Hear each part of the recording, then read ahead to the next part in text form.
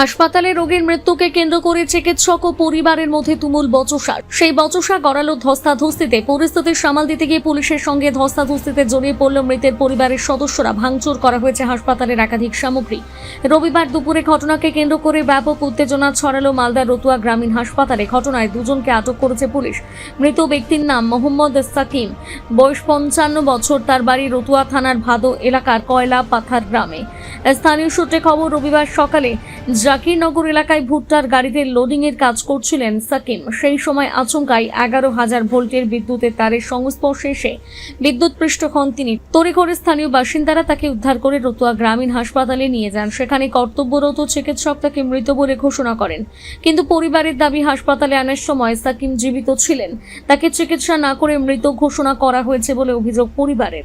এই ঘটনাকে কেন্দ্র করে চিকিৎসক ও মৃতের পরিবারের মধ্যে শুরু হয় তুমুল বচসা। মুহূর্তের মধ্যে পরিস্থিতি উত্তপ্ত হয়ে ওঠে। এই প্রসঙ্গে মৃতের ছেলে ও এক আত্মীয় বলেন, বলছিলাম আমার বাবা বাড়ি থেকে সকালে আসলো, যে ভুট্টা লোড করছিল কোথায় আগা দিকে জাকিরনগরে। তো ভুট্টার উপর চললো, হালকা বেলে শর্ট খেয়েছিল।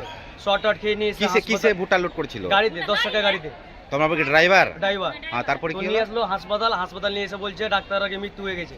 আমরা কোটার সময় নিয়ে এসেছিল হাসপাতাল মোটামুটি নিয়ে এসেছিল 9:30টার সময়। হ্যাঁ, তো নিয়ে এসছে, আমরা দেখলাম আইসে, তো ডাক্তাররা বলছে মৃত্যু হয়ে গেছে। আমরা এসে দেখলাম জীবিত আছে এখনো, মানে 2-3 ঘন্টা। কতক্ষণ পরে জীবিত হয়েছে? 2 ঘন্টা 2.5 ঘন্টা পরে জীবিত। এখানে ছিল 2 ঘন্টা? হ্যাঁ, এখানে হাসপাতালে ছিল।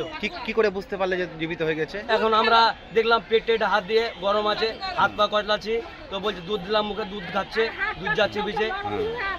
নিয়ে আসলাম বাইরে, ডাক্তাররা বলছে মৃত্যু। ডাক্তাররা দুবার জিজ্ঞাসা করলে দুবারই বলছে মৃত্যু। এখন কোথায় নিয়ে গেল আপনার বাবা? আমার বাবা নিয়ে গেলো মালদা। তারপরে কি হলো? এখন বলছে ডাক্তার আমরা আন্দোলন করতে যাচ্ছি, কেন আমার বাবা জীবিত, কেন বলছে মৃত্যু হয়ে গেছে। হ্যাঁ, বল চিকিৎসা করেছে ডাক্তার। পুলিশ কোনো অন্যায় করেনি।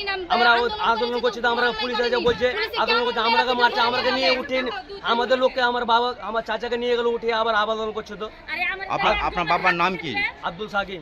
বাড়ি কয়লা বাজার। ডাক্তার নিয়ে ছুরি মেরেছে একটা আমাদের শ্বশুরকে।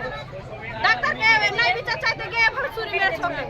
হ্যাঁ, ও ভুল চিকিৎসা করেছে, দুবার করে গেছে, দুবারই বলেছে মৃত্যু। কিন্তু আমার শ্বশুরের হাত পা সব গরম ছিল, আমার শ্বশুরের ফটো রয়েছে একবার।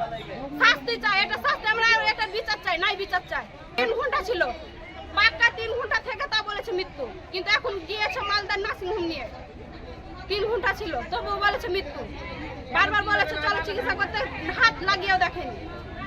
বারবার বলেছে মৃত্যু দেয়, এভাবে ঘোষণা করে বলেছে মৃত্যু বলে ফেলে রেখেছে, কোনো চিকিৎসা করেনি।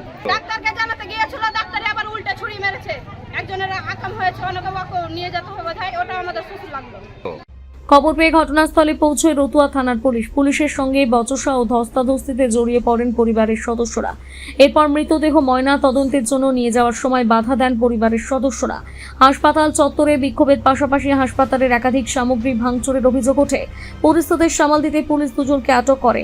ঘটনাকে কেন্দ্র করে বেশ কিছুক্ষণ রতুয়া গ্রামীণ হাসপাতাল চত্বরে চরম উত্তেজনা তৈরি হয়। এই প্রসঙ্গে চিকিৎসক ডক্টর সৌভিক দাস বলেন, একটি ইলেকট্রোকিউশনের পেশেন্ট হিসেবে আসে এবং ডাক্তারবাবু তাকে দেখে যখন মৃত ঘোষণা করেন, তারপরে ডাক্তারবাবু তাকে মৃত ঘোষণাতে আনন্যাচারাল ডেথ হিসাবে থানাতে একটা ইনফরমেশন দেন, যেটা রুটিন প্রসিডিওর। এবং থানা থেকে যখন তার পোস্টমর্টমের জন্য স্টাফরা আসেন, থানা থেকে কর্মীরা, তখন বোধহয় পেশেন্টের বাড়ির লোকজনে কিছু মানুষের একটা বক্তব্য ছিল, যেটা ডাক্তারবাবুদের কাছ থেকে শোনা গেছে যে, এবং অন্য স্টাফের কাছ থেকে, যে তারা পেশেন্টকে পোস্টমর্টম করাতে চায় না এবং নিয়ে যেতে চায়। তারপরে ডাক্তারবাবুর প্রতি এবং হাসপাতালে ইনডোরে এমার্জেন্সির প্রতি কিছু উত্তেজিত মানুষ চড়াও হন এবং এমার্জেন্সি ছুঁয়ে লেবার রুমের দিকে তারা ছুটে যান এবং সেখানে লেবার রুমের কাছে দরজার ওখানে তারা আঘাত করেন। পুলিশ সেই সময় বাইরে ছিলেন, কারণ তারা অলরেডি এই পোস্টমর্টমের প্রসিডিওর যেটা হসপিটাল থেকে পাঠানো হয়েছিল সেটার জন্য তারা এসেছিলেন। তারা ব্যাপারটাকে সামাল দেন। তো চিকিৎসার গাফিলতি ব্যাপারটা এই মুহূর্তে তদন্ত সাপেক্ষ, এই নিয়ে আমরা এখন মন্তব্য করতে পারবো না। আমরা ঊর্ধ্বতন কর্তৃপক্ষকে জানিয়েছি, যেটুকু ঘটনা এখন অবধি আমাদের সামনে আমরা পেয়েছি সেটুকুই বললাম। মালদা থেকে পরিতোষ সরকারের প্রতিবেদন, নিউজ টুডে।